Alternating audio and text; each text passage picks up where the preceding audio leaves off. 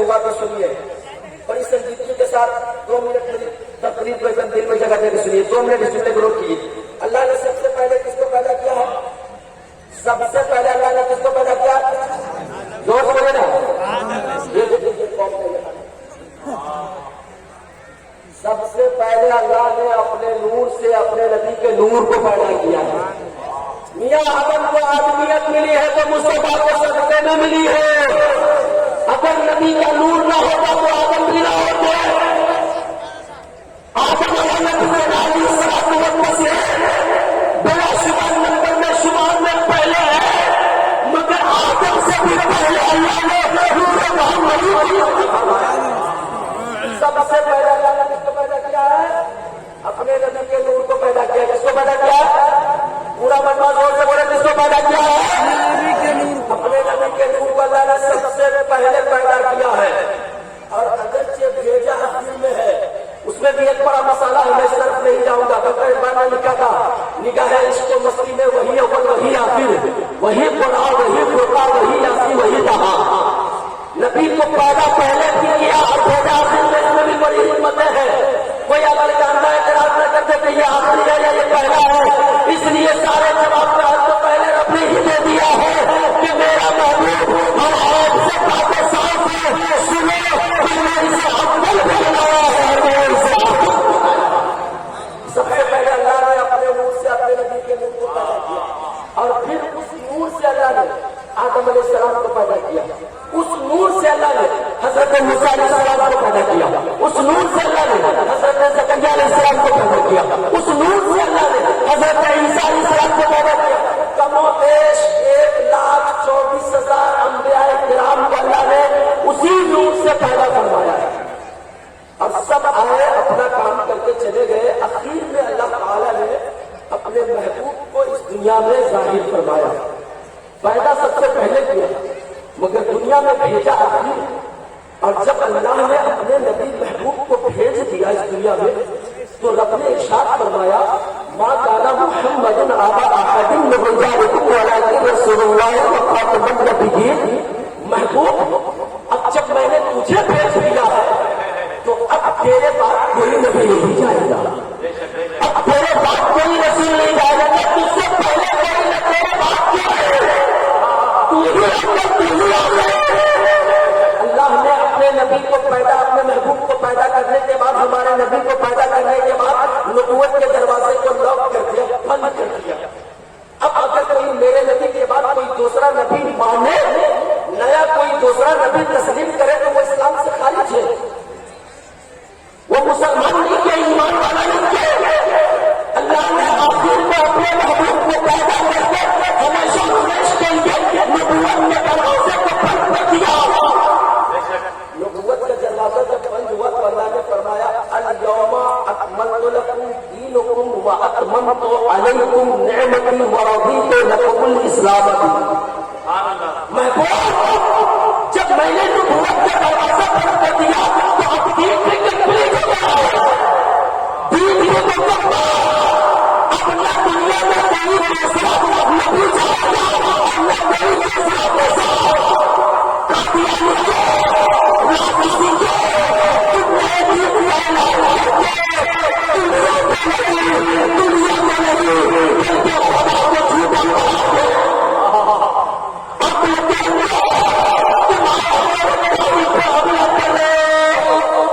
اور یاد رکھو جو رب کی وفاداریت میں حملہ کرے رب کی ربوبیت میں حملہ کرے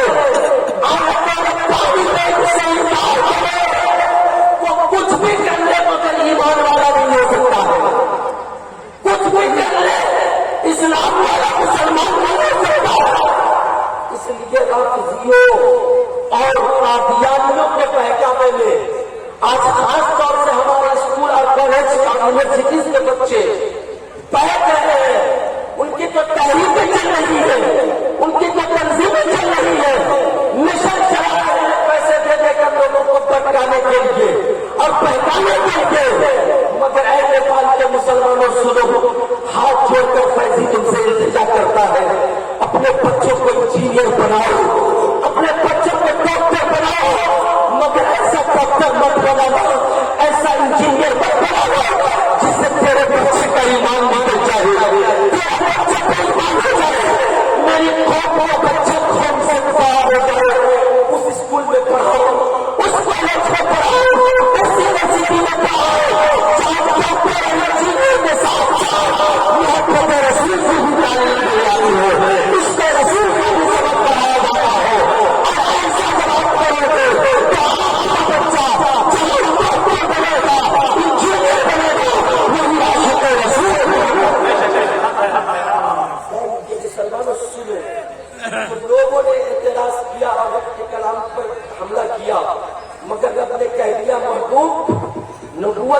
तकलीफ है।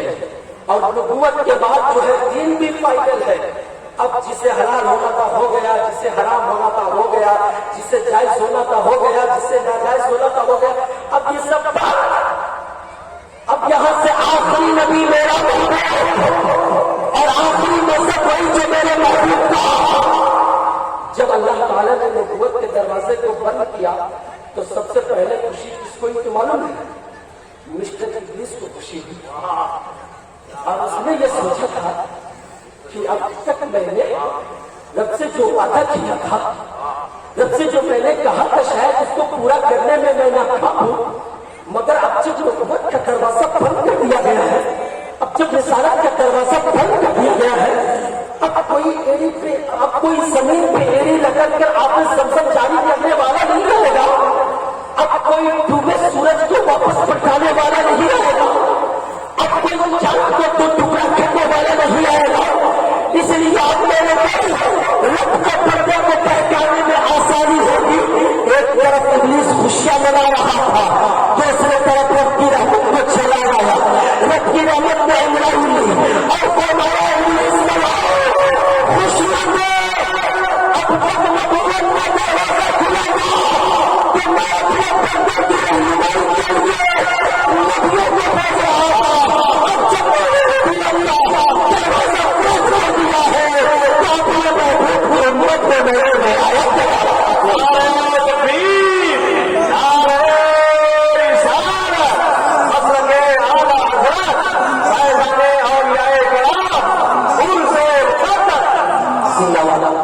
नबूवत का दरवाजा जब बंद हुआ तो अल्लाह ने हम पे करम किया और अपने उन एक बंदे पे इनाम फरमाया और उसे मकाम बेलायत अता करके हमारी भलाई के लिए, हमारी परवरी के लिए, हमारी रहनुमाई के लिए, हमें राह रास्त में लाने के लिए अल्लाह ने नबूवत का दरवाजा खोला।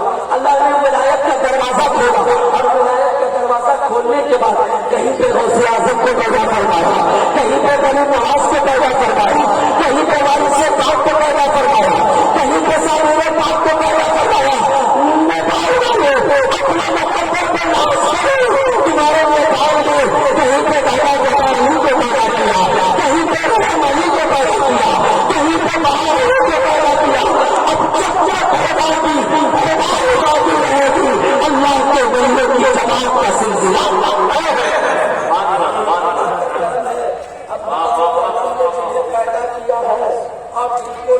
के बाद ये मकाम अता फरमाया है।